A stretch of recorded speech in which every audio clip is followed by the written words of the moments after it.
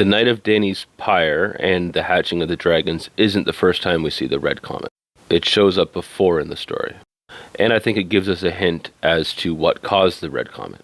So the red comet wasn't caused by the dragons that were going to be hatched. It was more of a herald of their coming. I think the comet helped create the magic that was necessary for the dragons, not the other way around. Just like the dragons probably didn't bring magic back into the world, but the dragons came back into the world because, or were helped by, the magic that was already there and had already been brought back.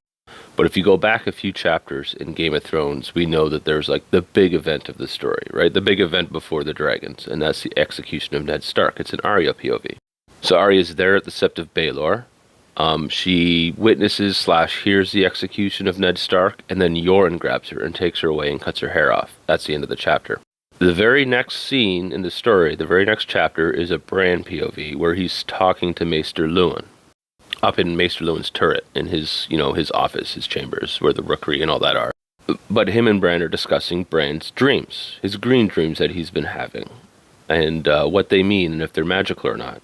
So Luwin gives up and decides that they'll go down into the crypts to see Ned Stark's tomb, because that's what they've been arguing. Ned's been having a dream about the crypts and Ned, and thinks there's something wrong, so Maester Luwin's going to take him down there to dispel it. And when they get down there, they find Rickon's down there, and they've had this very same dream.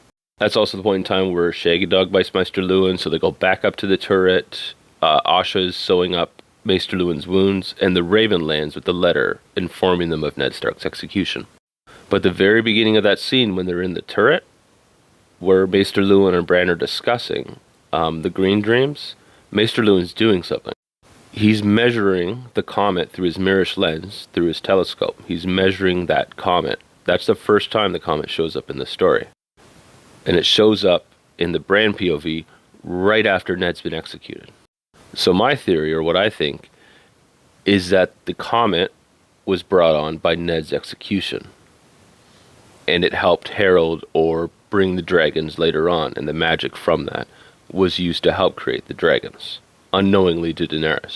I think the characters like Joffrey and Ilyn Payne and those who were involved in Ned's execution accidentally performed a blood sacrifice on the steps of the Great Sept of Baelor.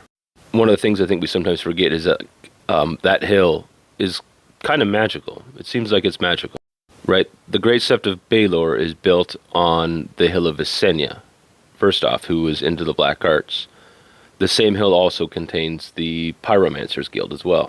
So I think that this blood sacrifice that was accidentally done on the hill of Visenya at the Great Sept of Baelor helped bring Dany's dragons back.